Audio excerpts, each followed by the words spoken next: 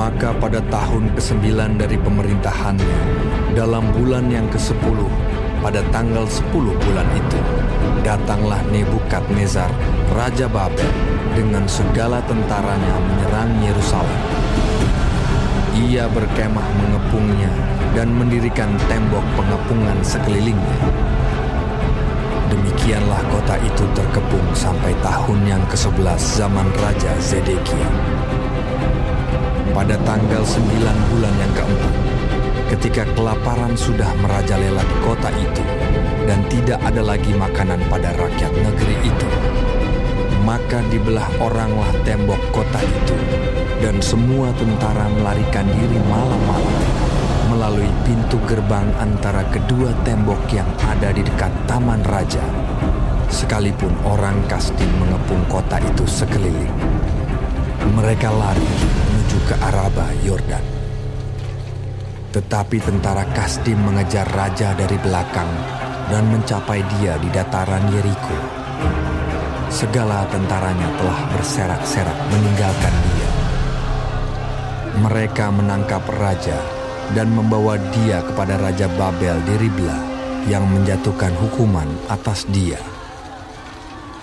Orang menyembelih anak-anak Zedekia di depan matanya. Kemudian dibutakannya lah mata Zedekia, lalu dia dibelenggu dengan rantai tembaga dan dibawa ke Babel.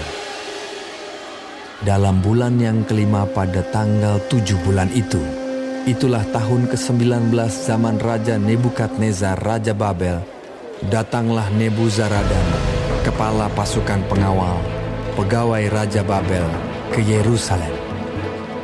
Ia membakar rumah Tuhan, rumah raja, dan semua rumah di Yerusalem. Semua rumah orang-orang besar dibakarnya dengan api. Tembok sekeliling kota Yerusalem dirobohkan oleh semua tentara Kasdim yang ada bersama-sama dengan kepala pasukan pengawal itu.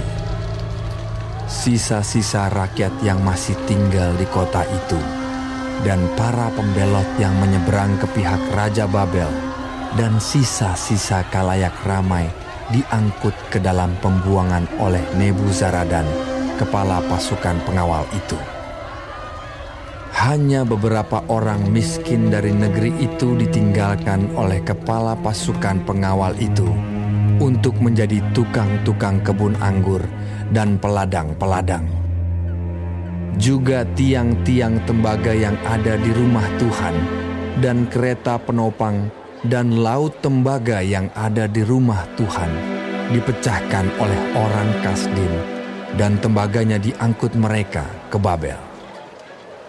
Kuali-kuali, penyodok-penyodok, pisau-pisau dan cawan-cawan dan segala perkakas tembaga yang dipakai untuk menyelenggarakan kebaktian diambil mereka. Juga perbaraan-perbaraan dan bokor-bokor penyiraman, baik segala yang dari emas maupun segala yang dari perak, diambil oleh kepala pasukan pengawal itu.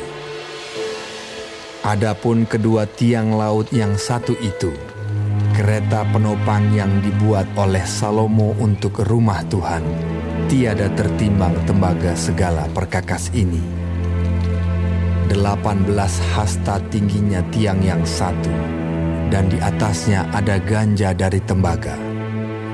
Tinggi ganja itu 3 hasta, dan jala-jala dan buah-buah delima ada di atas ganja itu sekeliling.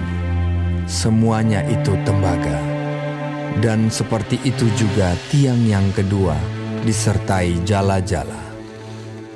Lalu kepala pasukan pengawal itu menangkap Seraya, imam kepala, dan Zefanya, imam tingkat 2, dan ketiga orang penjaga pintu.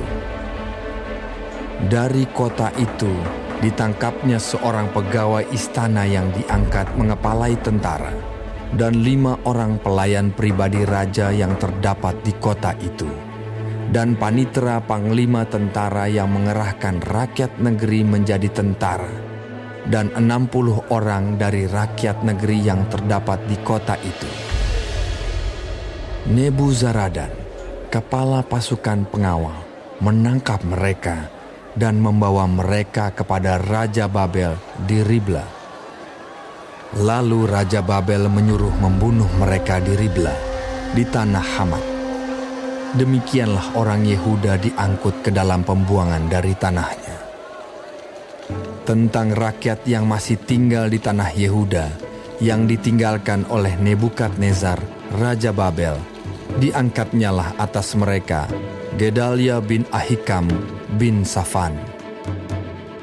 Ketika semua panglima tentara dengan orang-orangnya mendengar bahwa Raja Babel telah mengangkat Gedalia, maka pergilah mereka kepada Gedalia ke Mispa, yaitu Ismael bin Netanya, Yohanan bin Kareah, Seraya bin Tanhumet, orang Netofa itu, dan Yaasanya, anak seorang Maakah, bersama dengan anak buahnya.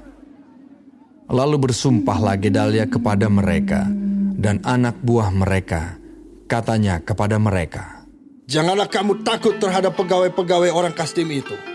Tinggallah di negeri ini dan takluklah kepada Raja Babel, maka keadaanmu akan menjadi baik."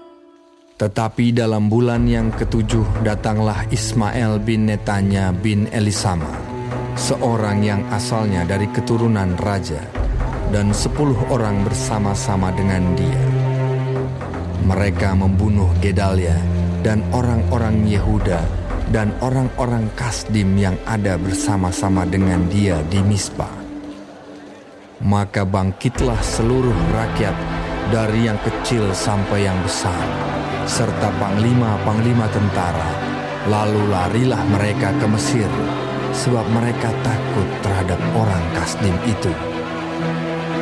Kemudian dalam tahun ke-37 sesudah Yoyakin, Raja Yehuda dibuang, dalam bulan yang ke-12, pada tanggal 27 bulan itu, maka Ewil Merodah, Raja Babel, dalam tahun ia menjadi raja, menunjukkan belas kasihannya kepada Yoyakin, Raja Yehuda, dengan melepaskannya dari penjara. Ewil Merodah berbicara baik-baik dengan dia dan memberi kedudukan kepadanya lebih tinggi daripada kedudukan raja-raja yang bersama-sama dengan dia di Babel. Ia boleh mengganti pakaian penjaranya dan boleh selalu makan roti di hadapan raja selama hidupnya. Dan tentang belanjanya, raja selalu memberikannya kepadanya sekadar yang perlu tiap-tiap hari selama